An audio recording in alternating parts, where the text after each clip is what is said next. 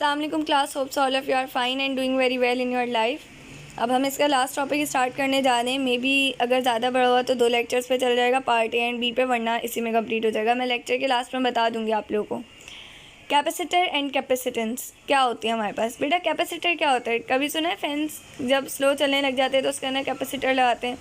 तो कैपेसिटर ना बेसिकली आपके पास एक इलेक्ट्रॉनिक डिवाइस है जिसका काम क्या होता है जिसका काम होता है अपने अंदर चार्जेस को स्टोर करना, जमा करना।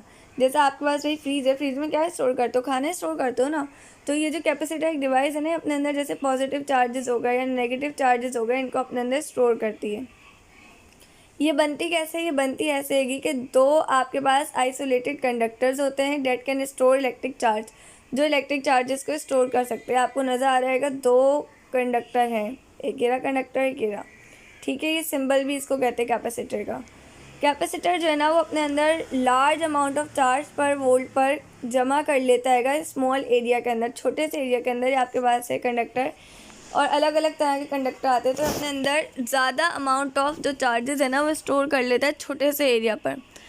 2 कंडक्टर्स ऑफ एनी शेप, किसी भी चार्ज के शेप के कंडक्टर्स होंगे ना, उनके अंदर इक्वल और अपोजिट चार्जेस जो हैं वो कैरी होंगे, उसके अंदर स्टोर होंगे from each other by an insulating material medium called dielectric. अच्छा देखो इस बात का क्या मतलब है, इसका मतलब ये है कि कोई भी 2 कंडक्टर हो किसी भी शेप के हो, ठीक है, दोनों के अंदर इक्वल और अपोजिट, दोनों के पास ना इक्वल और अपोजिट चार्जेस होंगे जो एक दूसरे से कैसे अलग हुए होंगे, इंसुलेटिंग मटेरियल से, मीडियम से, जिसको हम लोग डाइलेक्ट्रिक भी कहते हैं, ठीक है।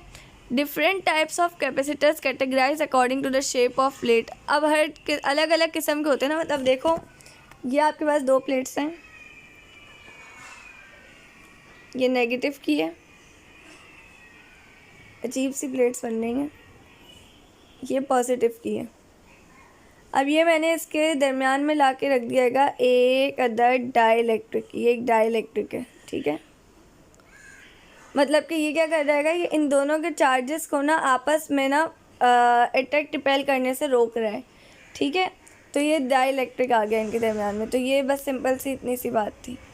अब आगे देख लेते ताकि आपको फर्दर समझ आए। कैपेसिटेंस हमारे पास क्या होती है बेटा, कैपेसिटेंस ना हमारे पास एबिलिटी होती है किसी भी कैपेसिटर की कि वो कितना चार्ज स्टोर कर सकते हैं। जैसे अगर कोई फ्रिज है, मैं आपसे पूछूं कि भाई इसकी कितनी कैपेबिलिटी, कितनी कूलिंग प्रोवाइड कर सकता है, कितने घंटे में जो है वो बर्फ़ जमा सकता है, तो आप बोलोगे भाई ये वाला फ्रिज जो है इसके अंदर 2 घंटे में फ्रीज हो जाएगी बर्फ़, और ये वाला जो ये 3 घंटे में करेगा। मतलब उसकी एबिलिटी है ना, उसकी क़ुव्वत है ना।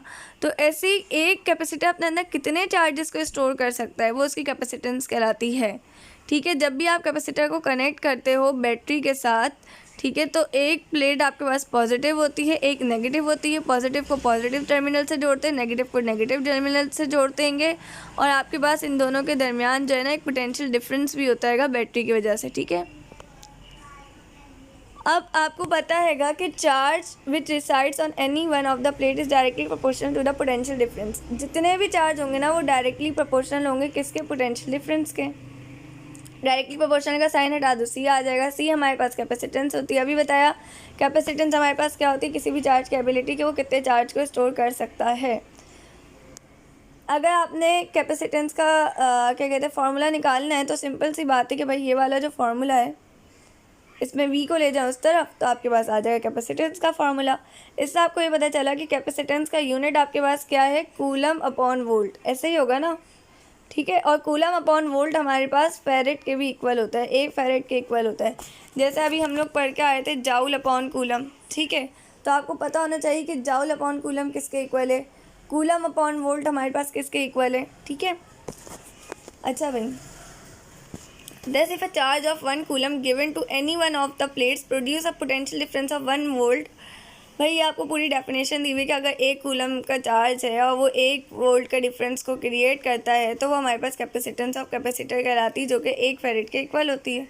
हमने अभी पढ़ा कैपेसिटेंस जो है वो हमारे पास किसके, चार्ज और पोटेंशियल डिफरेंस का रेशो है।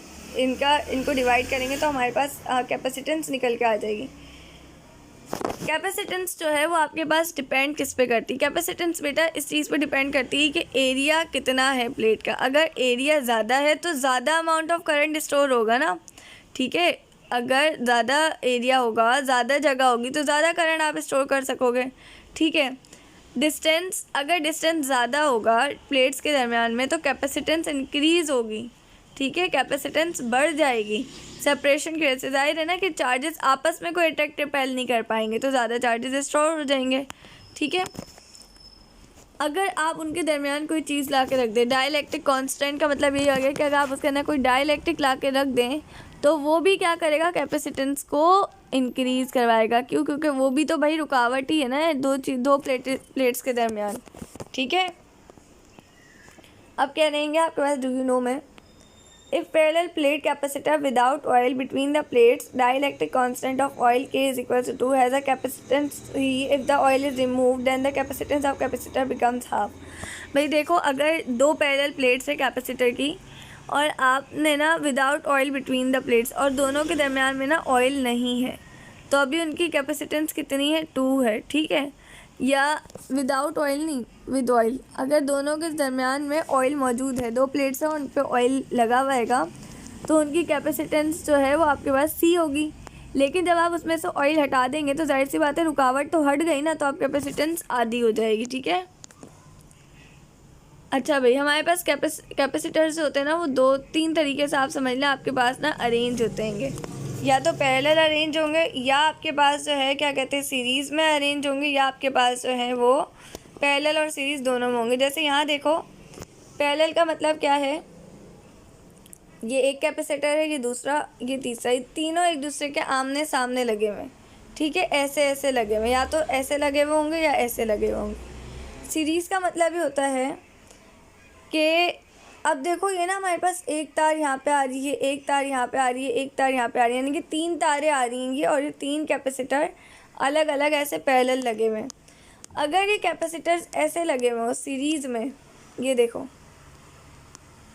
सीरीज़ कॉम्बिनेशन का है, ये रहा, ये आपके पास एक कैपेसिटर है, ये दूसरा है, ये तीसरा, ये एक ही वायर से कनेक्टेड है। वहाँ पे वायर अलग थी, यहाँ देखो ये एक ही वायर से तीनों कनेक्ट हैं और तीनों ऐसे आ रहे हैं, तीनों ऐसे लगे हुए एक ही लाइन में। देखो एक तरीका होता है ऐसे लगा होना, ठीक है, एक होता है एक ही लाइन में लगा होना। अब जैसे या तो ऐसे लगा होता है पैरेलल में, ठीक है, या पैरेलल में ऐसे लगा होता है। सीरीज़ के अंदर या तो आपके पास ऐसे लगा होगा या ऐसे लगा होगा, ठीक है। डिफरेंस की समझ आ रहा है ना इनका, या तो एक ही लाइन में होगा या तो अलग अलग में। पैरेलल और सीरीज़ का मेन डिफरेंस है, ठीक है। पैरेलल में क्या होता है, जल्दी से समझा देती हूँ। पैरेलल में होता है कि आपके पास कैपेसिटर जो होते हैं ना वो कंसिस्ट होते हैं मतलब ऐसा कम्बिनेशन होता है कि पॉजिटिव टर्मिनल जो होता है वो पॉजिटिव से अटैच हुआ होता है, पॉजिटिव प्लेट पॉजिटिव से अटैच हुई होती है और नेगेटिव प्लेट नेगेटिव से अटैच हुई होती है, ठीक है। और हमारे पास जैसे यहाँ देखो ये एक टर्मिनल आ रहा है, ये एक टर्मिनल आ रहा है, अगर ये पॉजिटिव है तो ये नेगेटिव है, फिर ये यहाँ पे भी पॉजिटिव, यहाँ पे भी नेगेटिव, यहाँ पे भी पॉजिटिव, यहाँ पे भी नेगेटिव, ठीक है। इस तरह से आपके पास फार्मूला क्या होता है, आपके पास फार्मूला होता है, अभी हम पढ़ के आएंगे, Q = CV आपके पास फार्मूला होता है, ठीक है। अगर देखो 3 कैपेसिटर्स हैं, C1 C2 C3, इन सबको आपने पैरेलल कनेक्ट किया हुआ है, सीरीज़ में नहीं किया हुआ है, पैरेलल लगाया हुआ है, ठीक है। तो इनके अंदर क्या होगा कि बेटा इनके अंदर जो चार्जेस होंगे ना Q1 Q2 और Q3 वो आप ऐसे दोगे। Q मतलब अगर आपको टोटल चार्ज निकालना है ना तो आप इनके चार्जेस को ऐड कर लोगे, लेकिन इनका जो वोल्ट होगा ना वो सेम रहेगा। यानी ये याद रखना कि पैरेलल के अंदर वोल्ट जो होता है वो सेम होता है, Q जो होता है वो डिफ़र होता है। क्यों डिफ़र होता है सुनो आप भाई, ये आ रहेगा, इसने अपने अंदर अलग अमाउंट का करंट स्टोर किया, इसने चार्ज स्टोर किया, इसने अलग अमाउंट का स्टोर किया, इसने जो अपने पास चार्जेस स्टोर किएंगे वो 0.1 है, इसे 0.2, इसने 0.3, यानी कि अपने पास अलग अलग किस्म के लोग चार्जेस, अलग अलग मतलब क्वांटिटी के चार्जेस जो हैं स्टोर करेंगे। वोल्टेज सब में सेम रहेगा। अब आप क्या करो, आपको पता है Q1 = C1 into V, Q2 होगा C2 इंटू V, Q3 होगा C3 इंटू V और Q होगा CE इंटू V, यानी कि इक्विवेलेंट Q, टोटल चार्जेस। आपने किस तरह से आप निकालोगे, आप ऐसे निकालोगे QE = Q1 + Q2 + Q3, ठीक है। ये आपने उनकी वैल्यूज लिख दी। v इन सब में सेम है तो v को कॉमन ले लेंगे, तो हमारे पास हो गया c v is equal to C1 C2 C3। ठीक है, अब हमारे पास इस v से ये वाला v कट गया तो ये हमारे पास आ गया। अगर हम तीनों कैपेसिटर की कैपेसिटेंस को ऐड कर देंगे तो हमारे पास टोटल जो कैपेसिटेंस है वो निकल के आ जाएगी। ठीक है, तो हमारे पास जो टोटल हमारे पास होती कैपेसिटेंस वो सबका सम होती है। ठीक है, अब यहाँ पे आपको दिया हुआ है फॉर्म, इसको न्यूमेरिकल से ज़्यादा अच्छे से समझ आएगा। आपको निकालनी है कि टोटल कैपेसिटेंस, और वो आपसे कह देंगे कि पैरेलल के अंदर कैपेसिटर अरेंज हुए हैं और हर कैपेसिटर का 1 माइक्रोकूलम फेरेड वैल्यू, यानी कि ऐसे अरेंज हुए हुए, इसकी भी 1 माइक्रोकूलम है, इसकी भी 1 माइक्रोकूलम फेरेड है, इसकी भी 1, यानी कि चारों जो हैं उन चारों की वैल्यू 1 माइक्रोकूलम फेरेड के इक्वल है। अब आपने लिखना है इनका फॉर्मूला, तो आपको पता है C इक्वल होता है C1 C2 C3 C4 के। आपने इन सबको ऐड कर लिया, 1 इसका 1 इसका 1 इसका 1 इसका, ये 4 आ जाएगा। माइक्रो को कन्वर्ट करने की ज़रूरत नहीं है, 4 माइक्रोकूलम फेरेड इसका आंसर आ जाएगा। ठीक है, सीरीज़ को देख लो। सीरीज़ के अंदर हमारे पास क्या होता है, सीरीज़ के अंदर हमारे पास, अब याद रखना उसके अंदर चार्जेस डिफरेंट है ना, इसके अंदर चार्जेस सेम होंगे और वोल्टेज डिफर होंगे। ठीक है, बस इतना सा डिफरेंस है। आपने वही किया, Q is equals to C1 V1, Q2 is equals to C2 V2, Q is equal to C3 V3।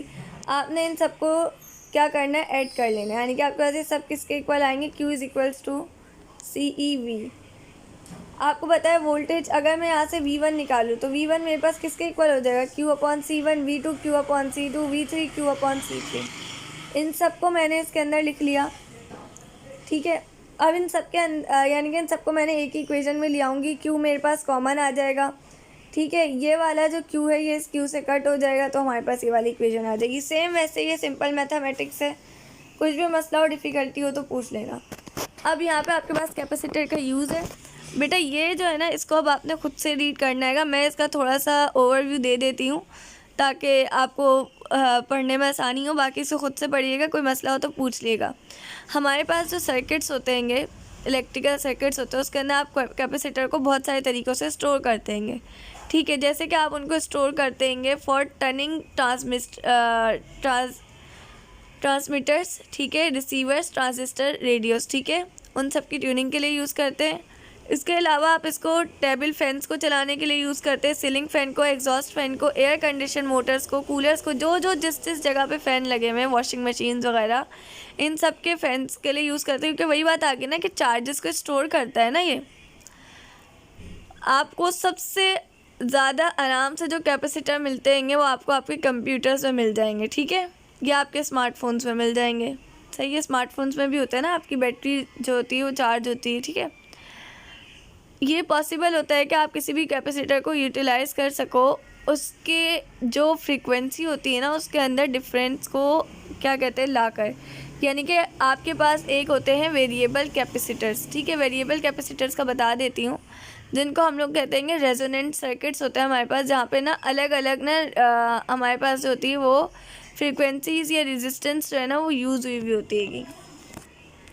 तो अगर आपने कैपेसिटर्स को, it is possible to utilise capacitors को यूटिलाइज़ करना है, तो आप क्या करें, आप उनके हाई और लो फ्रिक्वेंसी सिग्नल्स के दरमियान में फ़र्क जो है वो पैदा कर दें, जो क्या करेगा, जो इस इलेक्ट्रॉनिक सर्किट को और वैल्यूएबल बना देगा।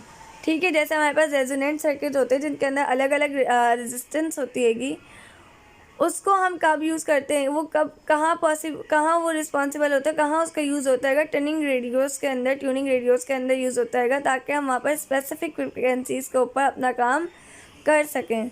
ठीक है, इन्हीं सर्किट्स को ना बेटा हम फिल्टर सर्किट्स भी कहते हैं।